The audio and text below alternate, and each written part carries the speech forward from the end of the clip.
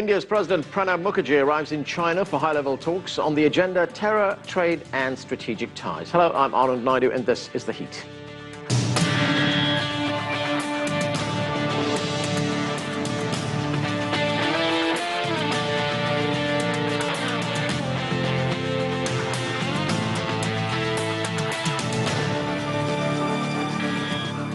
Their common history goes back thousands of years, but the modern relationship between India and China can be traced to 1950, when India was among the first countries to end formal ties with the Taiwan region and recognize the People's Republic as China's sole legitimate government. Fast forward to today, when China and India have the highest GDP growth among major nations and a burgeoning trade partnership. Still, the relationship is not without its challenges, a nagging boundary dispute, Pakistan, and concerns over the South China Sea among them. Later, we'll talk with China's former Consul General to India and the head of the China-India Institute. But we begin with India's former Foreign Secretary and first female ambassador to China, Nirupama Rao. I spoke with her earlier and began by asking about what she has called unresolved problems between the two countries. Well, first of all, let me say that this is a hugely important relationship for us in India, as I would assume it is for our friends in China. It's often referred to as a 1,000-year relationship, perhaps even more than 1,000-year relationship. And if you look at the history of the relations, we've had a pretty intense period of interaction through ancient history. Which was in a sense fractured in the colonial period of our past, in India particularly, and revived then in the 1950s. And we had, good relations for a brief period in the 1950s, followed by the border conflict in 1962. And when I refer to unresolved problems between the two countries, I essentially refer to the fact that we do have an unresolved boundary question, as it's often referred to, between our two countries. But despite that, I believe what is remarkable about this relationship is that we have been able to put in place what I refer to as a management regime in the relationship. To illustrate that, I would just like to refer to the fact that we have had no conflict on the border that we share between our two countries for over 40 years now. And not a single shot has been fired, as they say, along that boundary. And we have in place confidence-building measures. Our trade has grown phenomenally. The Chinese have invested in India, in project exports, in many of our new schemes to grow our economy, to promote manufacturing. So all in all, I would say it's a multifaceted relationship today. Right. So you say the issues right now are being managed, but are you confident that they can be resolved ultimately to the satisfaction of both sides? It is a complex problem, and both sides have invested a lot of I would say, their best talent in terms of negotiating, in terms of political will to let's say, reduce the differences between us. But it's still, in my view, some time away from resolution. And given the complexity of the problem, I don't think we should rush into solutions either. We should prepare the people of both countries as to what an eventual solution can be. I think the management, the education of public opinion is also very necessary as we move towards a boundary settlement. And there has to be, of course, political will at the highest level. And I believe in the leadership today in both countries, there is that political will, there is that resolve and that desire to move towards a settlement.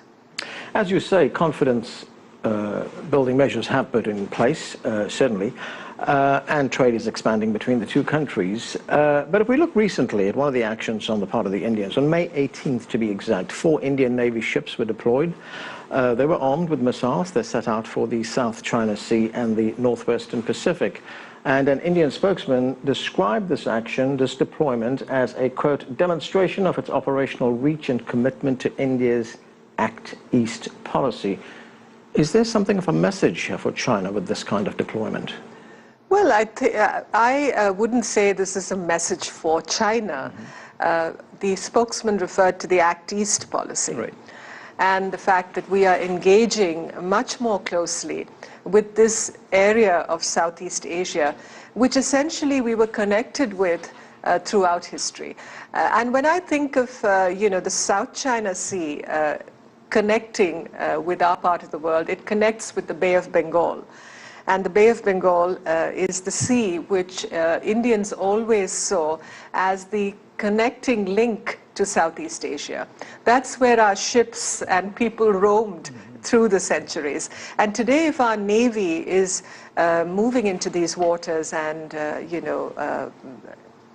the fact that we're able to demonstrate that we have a state-of-the-art blue water Navy today is basically to illustrate the closeness that India has always felt towards this region of Asia, towards this our near neighborhood, as it were. Right. I believe with China, with the disputes that China has in the South China Sea, India has always advocated that there is need for a peaceful resolution of these disputes. There is need for a code of conduct that all nations in the region could follow when it comes to dealing with situations of this nature and managing the tensions. I think that's very important because nobody wants to see conflict.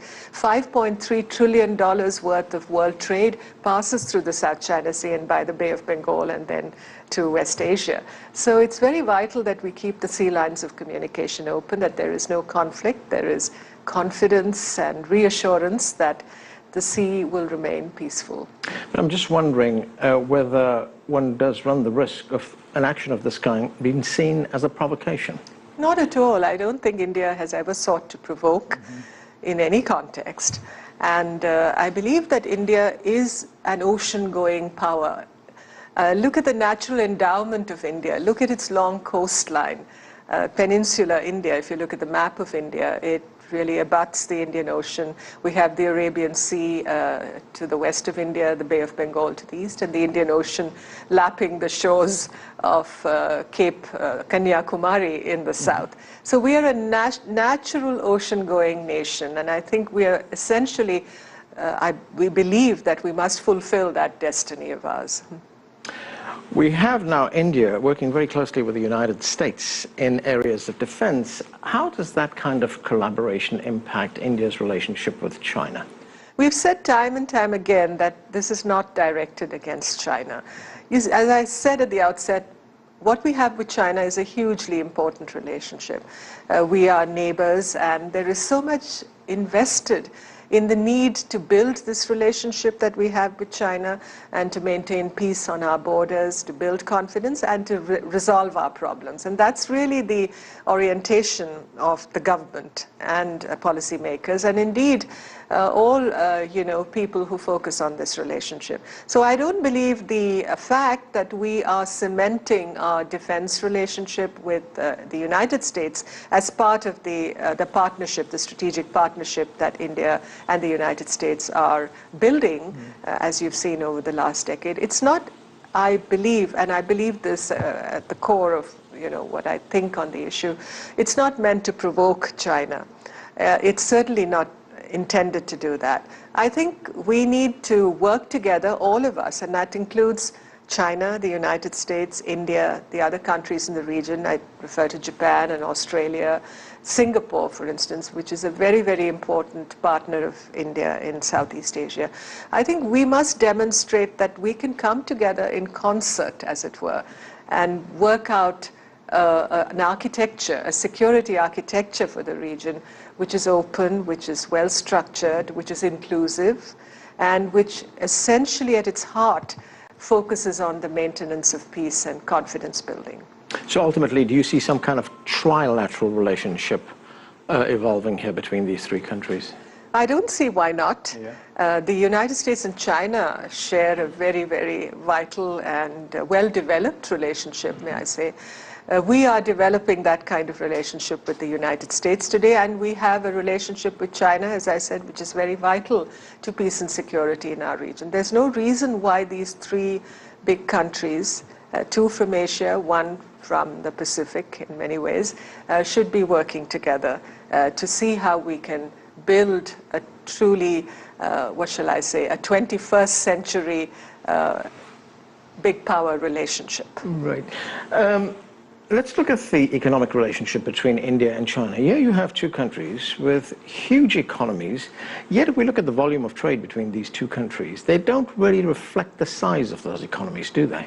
I agree that the potential has not been tapped in these economic relations between India and China. But if you look at the way trade has grown between our two countries over the last decade, decade and a half, I think the rate of growth has been certainly very impressive. The fact is that India has a huge imbalance of trade with China, and China exports much more to India than we do to China. So we really need to open the universe a little more for India in China when it comes to trade.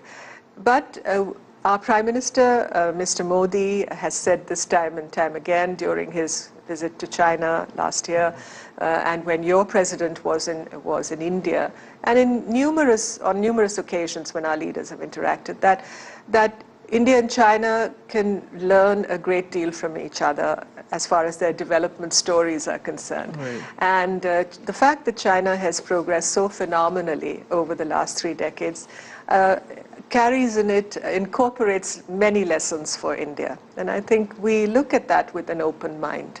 Right.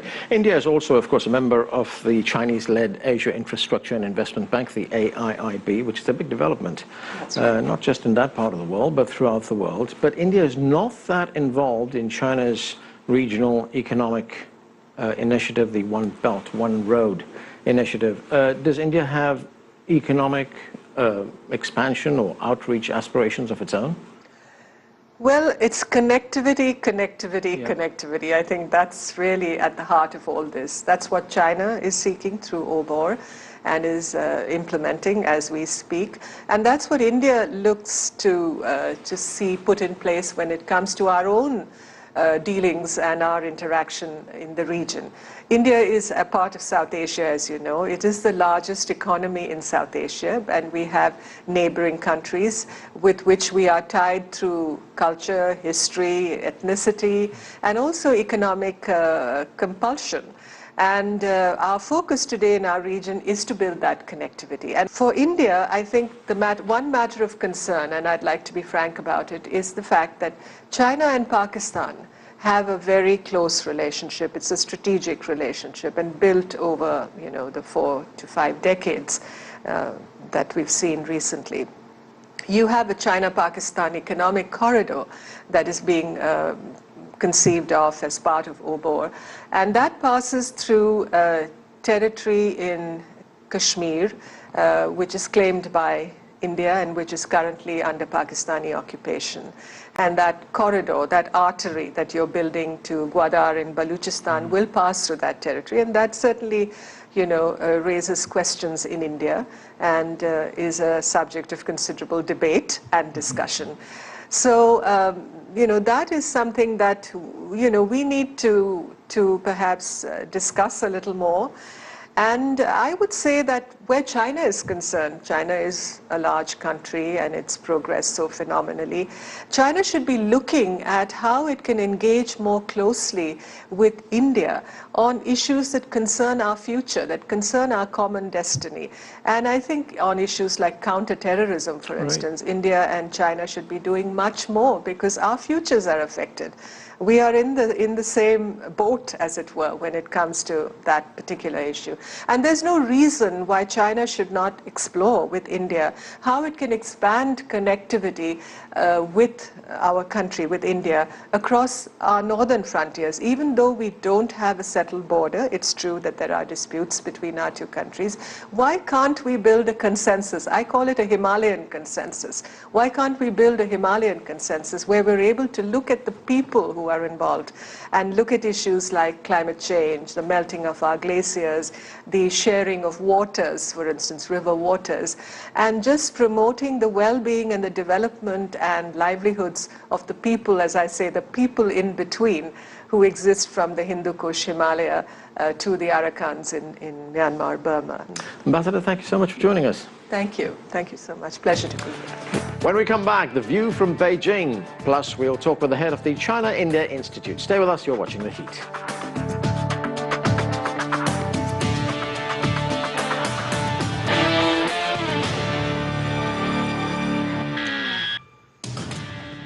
Welcome back. We're talking about China and India relations. Joining us here in Washington is the co-founder and managing partner of the China-India Institute, Heian Wang. And with us from Beijing is Liu Yofa. Among his postings as a member of China's Ministry of Foreign Affairs, he served as Consul General to India and is currently Vice President of the China Institute of International Studies. Thanks to both of you for joining us. Liu Yofa, let me start with you. As we just heard in that interview from Ambassador Rao, one of the unresolved problems, as she puts it, are border issues between China and India. China, for its part, says that it's willing to speed up negotiations towards a solution. What is the issue here and what are the possible solutions? We all understand it's the legacy left over by the British colonial rule. And as a result, the Indian government and the Chinese government have been working on this issue very seriously. Lately, especially with the visit by Chinese President Xi Jinping to India and the reciprocal visit by Prime Minister Modi to China, both governments have agreed to expedite the diplomatic negotiations in this regard. The two governments have so far agreed to compartmentalize the issue while concentrating efforts on the bilateral cooperations in many other areas so that they would in turn facilitate conditions for the successful resolvement of the border issue. And Liu Yofa, what are the other major issues that are preoccupying these two countries? Well, this is the border issue is one. And the second is the trade deficit. Last year, the bilateral trade stood at about 60-some billion US dollars, was the trade deficit totaling at about 44-some billion US dollars. This is an issue which will take the political determination of both sides to try to resolve them peacefully or amicably to both sides. I think this is the very personal touch to many Indian friends. But I can see it. The possible way to resolve this issue is very simple. For India and China to push forward the bilateral investment so that the production links would be shifted to Indian side. This immediately would help to reduce the trade deficit. And secondly, it would be better for India to produce the quality goods which would be acceptable at the Chinese market. And thirdly, both countries can have the joint venture productions so that they could be exported to the third markets. It would help in turn reduce the overall trade deficit from Indian side. Heian Wang, let's talk about defense issues for a moment. India and the United States are working closely in the area of defense. Does that collaboration impact China's relations with India? Should not and will not. I think that India is very free in terms of pursuing its own foreign policy. I also see that major powers relationships is always multidimensional. They could be run independently on different tracks. You have the economic cooperation track, the defense and security track, geopolitical track, multilateral institutions track. So one doesn't have to impede the development of another track. For example, on global issues, China and India see eye to eye, whether it's reforming international systems, addressing climate change, overall maintaining regional peace, see very much on eye to eye on South and South, cooperation, AIB Bank, etc. Economically, and there's a lot of need for deepen the relationships. And geopolitically, yes, they do have some tensions. Earlier you mentioned the border issue, but there is also the Pakistan issue, which is also very thorny for India in particular. But none of those should make a material difference in terms of each country's pursuit of its own independent relationship with another country. It should not. But I want to also comment earlier about another issue regarding trade deficit.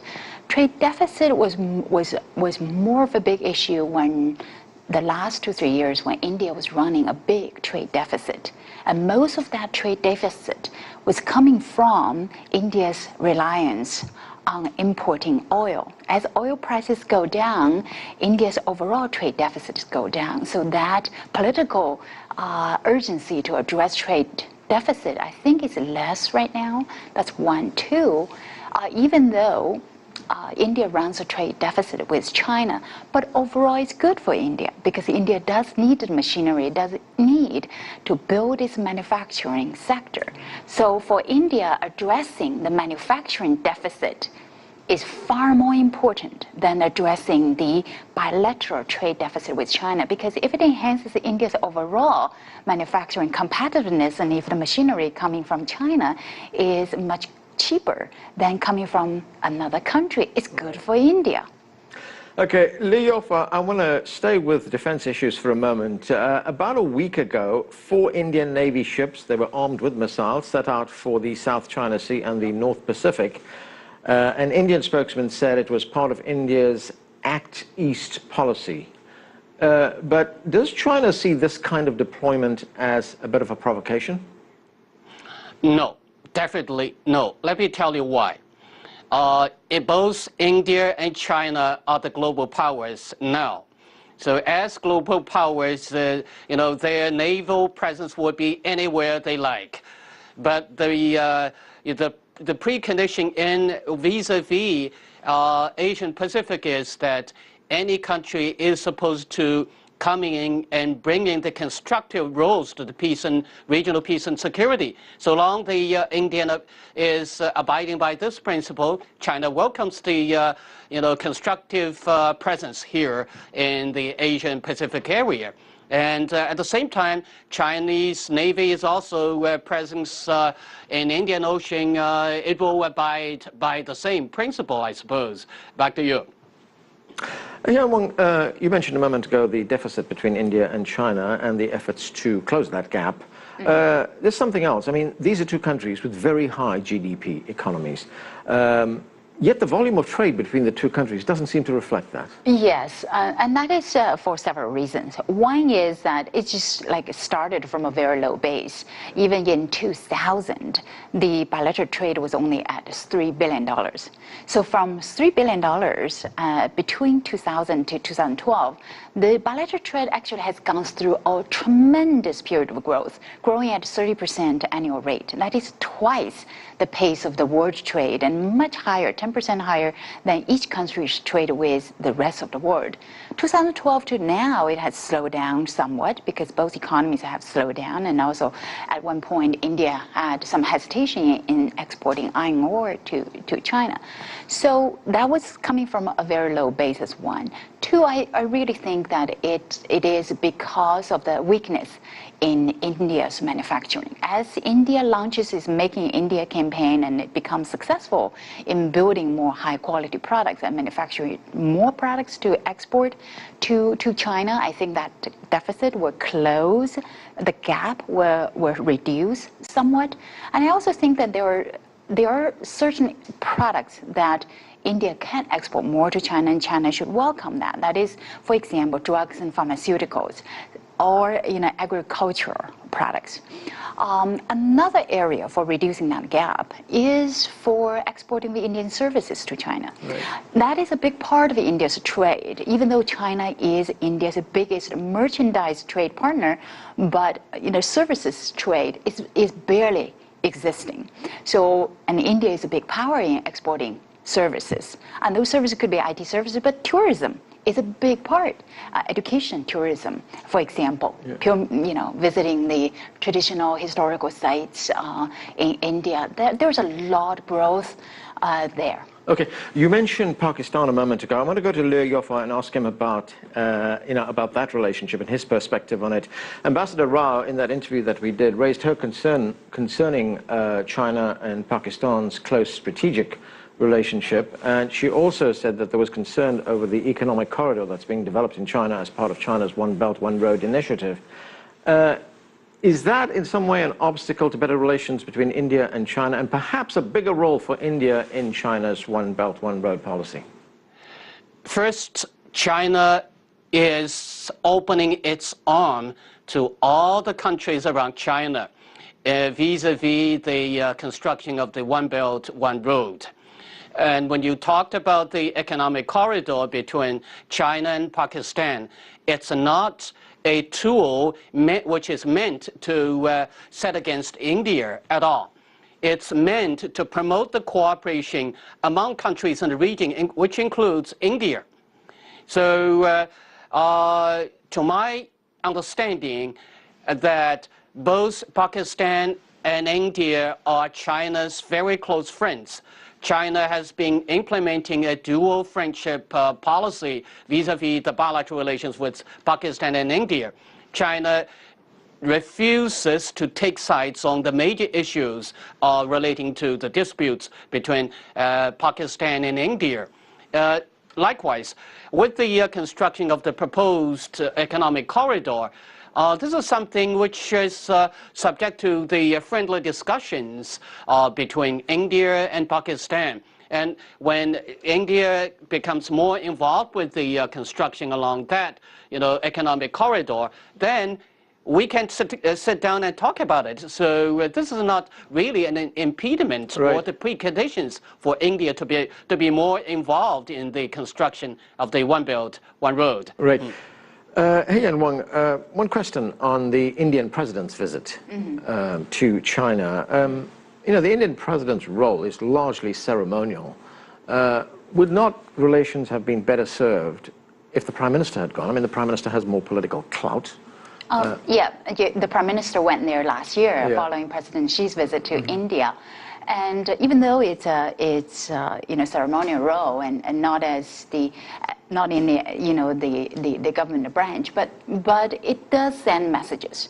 And I think that President Xi and India's president meeting and they do send messages. One message is that we want to accelerate the resolution of the border issues, and I think that it is not just symbolic. And I think that it moves this high level meetings does move the relationship into a positive directory.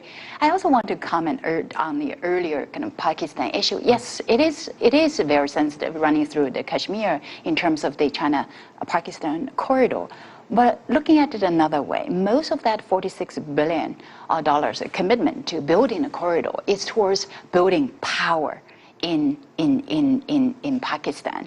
And if that contributes to a better power infrastructure, and better power infrastructure leads to better economic development, and better economic development leads to a richer, more stable Pakistan, reducing poverty, which is, I think, a more prosperous Pakistan is good for India and good for China as well. Okay, we're going to have to leave it there. Thanks to both of you for joining us. That's it for this edition of The Heat. I'm Arnold Naidu in Washington, D.C. Thanks for being with us.